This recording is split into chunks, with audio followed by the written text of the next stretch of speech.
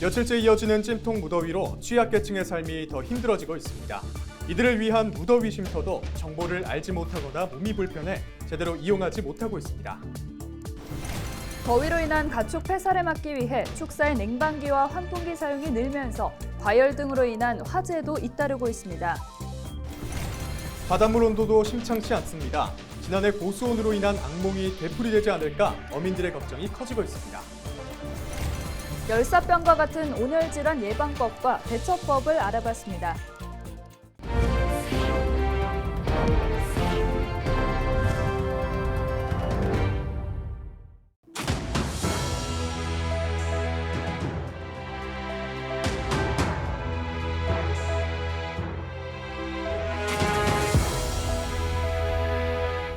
여러분 안녕하십니까? 헬로티비 뉴스입니다. 전국 곳곳에 폭염주의보가 내려지는 등 연일 무더운 날씨가 이어지고 있습니다. 이 더위로 인한 온열 질환이나 화재 등 유념해야 할 부분들이 많은데요. 그래서 오늘 헬로티비 뉴스는 폭염 특집으로 준비를 했습니다. 먼저 첫 소식입니다. 요즘 에어컨 없이는 견디기 어려울 정도로 푹푹 찌는 날씨가 계속되고 있는데요. 지자체가 폭염 취약계층을 위해 무더위 쉼터를 운영하고 있지만 이런 정보를 잘 알지 못하거나 몸이 불편해 이용하지 못하는 경우가 많다고 합니다. 김진재 기자입니다. 서울 은평구 노후주택가에서도 가장 끄트머리에 위치한 곳. 이 집에서 50년 가까이 살고 있는 80대 노인은 매년 여름이면 걱정이 앞섭니다. 가뜩이나 집이 더워 여름철에 밤잠을 설치는데 최근에는 허리 수술까지 받아 외출도 어려워졌습니다. 얼마나 더운지 몰라. 그러니까 나중에는 뒤에 가서 호수 빙겨가지고 여기다 지붕에다 물도 빙기고 별길을 다 해요. 더우면 저녁에 잠이나 자지나 이리 갔다 나갔다 들어가 나가면 모기가 천지고. 매일 35도를 오르내리는 날씨에 공원 의자 곳곳에는 부채질하는 노인들이 앉아 있습니다. 더위를 피해 야외 그늘을 찾아 나온 겁니다. 한국보건사회연구원 연구에 따르면 노인과 저소득층의 약 3분의 2는 비용 문제로 에어컨을 이용하지 못한다고 답했습니다. 특히 폭염은 건강에도 악영향을 끼치는데 정신질환을 앓는 노인의 80% 이상은 더위 때문에 건강 악화를 경험한 것으로 나타났습니다. 이 때문에 각 지자체는 여름철마다 무더위 쉼터를 운영하고 있습니다. 냉방시설이 갖춰진 경로당과 복지관, 주민센터 등을 주민들에게 개방해 더위를 피할 수 있게 하는 겁니다. 하지만 이용하는 사람들만 이용할 뿐 여전히 집과 공원을 전전하는 사람들이 적지 않습니다. 몸이 불편해 집 밖을 나서기 어렵거나 무더위 쉼터 정보 자체를 알지 못하는 경우도 있습니다. 어디가 있는지 몰라요. 우리는. 많이 더운데 그냥 집에서 그냥 우물쭈물 해버려요. 실제로 서울 은평구는 지난달 1일부터 지역 내 숙박시설을 활용해 어르신 대상 야간 쉼터를 운영하고 있지만 한 달 동안 이용자는 한 명도 없었습니다. 이런 폭염 사각지대를 줄이기 위해 지자체에서는 홀로 사는 노인과 저소득 가구를 대상으로 냉방시설을 지원하고 있습니다. 저소득 독거 어르신들에게 그 창문형 에어컨 92가구에 설치를 하였고, 그리고 풍기 겸 여름 이불 800개와 그리고 선풍기 480대를 저소득 어르신들에게 지원하였습니다. 올해 질병관리청 온열질환 응급실 감시체계 운영 결과 지난 2일까지의 전국에서 발생한 온열질환자는 1,074명으로 집계됐습니다. 헬로티비 뉴스 김진재입니다. 최근 남부지방을 중심으로 연일 찜통더위가 기승을 부리고 있습니다. 일부 지역은 최고 체감온도가 35도까지 치솟았는데요. 이렇게 폭염이 이어질 때는 열사병과 같은 온열질환에 특히 주의해야 합니다. 전소연 기자가 온열질환 예방법과 대처법을 알아봤습니다. 뜨겁게 내리쬐는 햇빛. 연신 부채질하고 그늘에 앉아 더위를 식혀보지만 숨막히는 더위를 피하기는 역부족입니다. 이렇게 30도를 웃도는 날씨에는 열사병, 열경련 등 온열질환에 걸릴 가능성이 커집니다. 땀을 많이 흘려 무기력해지는 열탈진이나 체온을 조절하는 신경계가 기능을 상실하는 열사병이 대표적인 온열질환으로 꼽힙니다. 여기에 수분 손실로 근육에 경련이 일어나는 열경련도 있습니다. 특히 열사병은 생명까지 위협할 수 있어 온열질환 중 가장 위험합니다.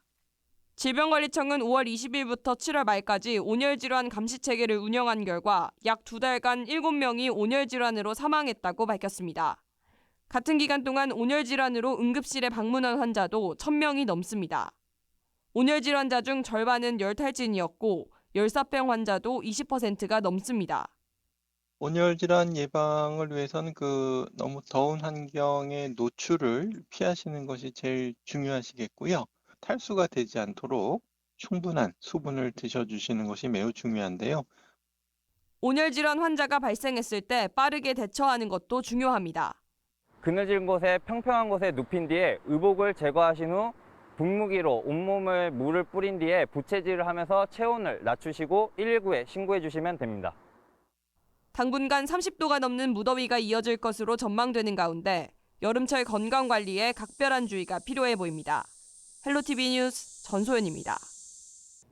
가축을 키우는 농가에서도 폭염과의 힘겨운 사투를 벌이고 있는데요. 그런데 더위를 식히려다 오히려 화재가 발생하는 경우가 잇따르고 있습니다.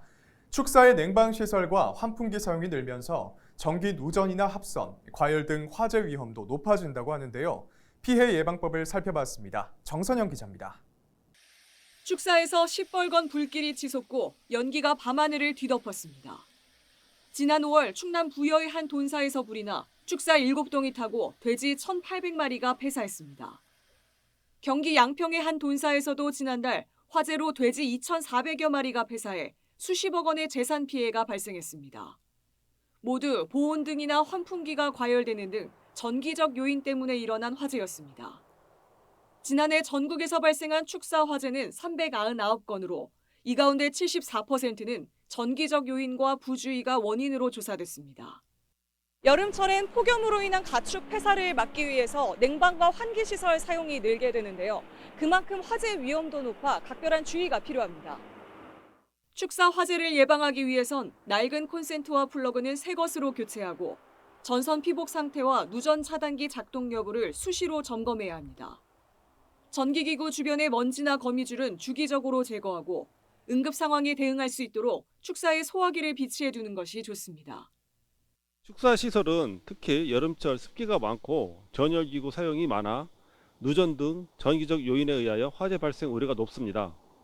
이에 낡은 전선, 콘센트 등은 허가받은 전기 설비 업자에게 교체하고 각종 차단기 작동이 잘 되는지 수시로 점검을 하여야 하며 특히 폭염 기간에 정전이 발생할 경우 짧은 시간 내 가축 폐사로 이어질 수 있기 때문에 전력량에 맞는 설비를 갖춰야 피해를 줄일 수 있습니다. 헬로티비 뉴스 정선영입니다.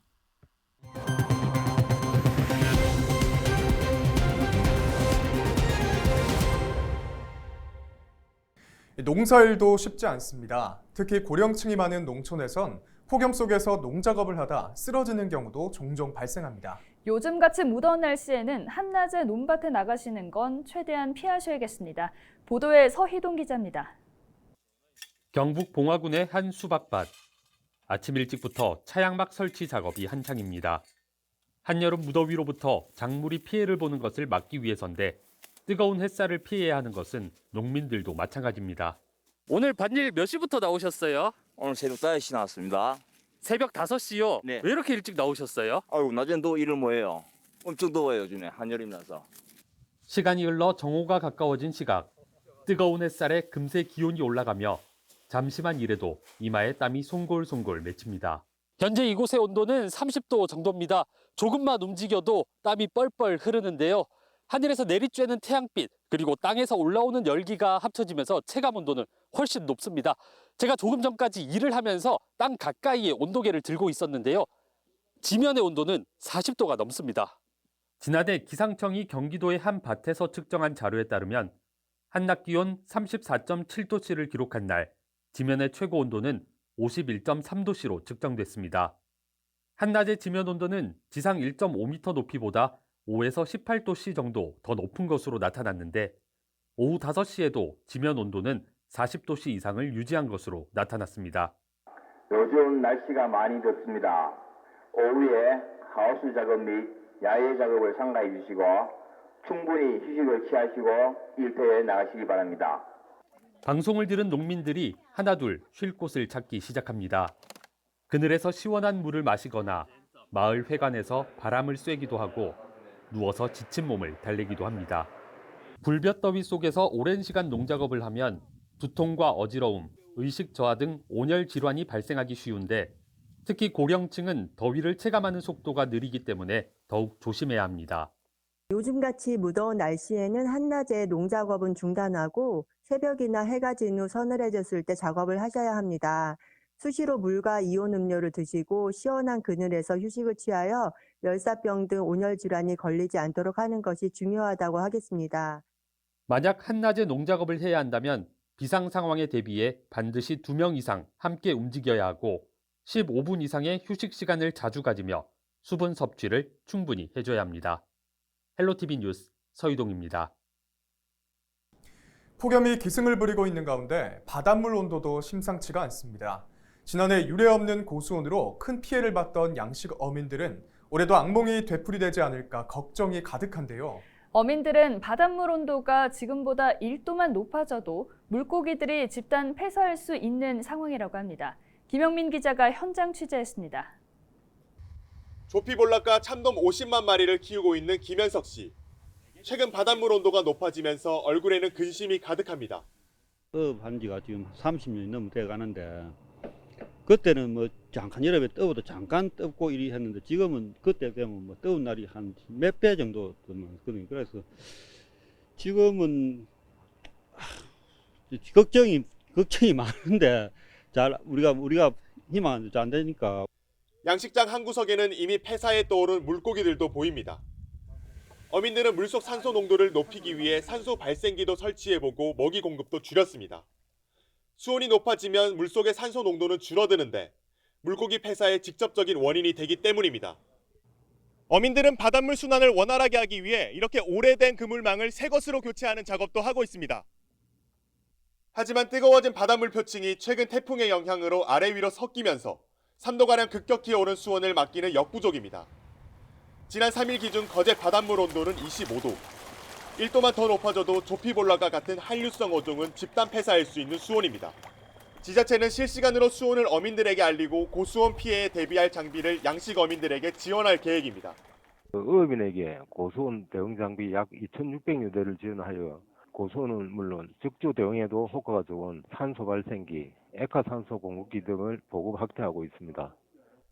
문제는 본격적인 폭염이 시작되면서 앞으로 수온이 더 높아질 거라는 점입니다.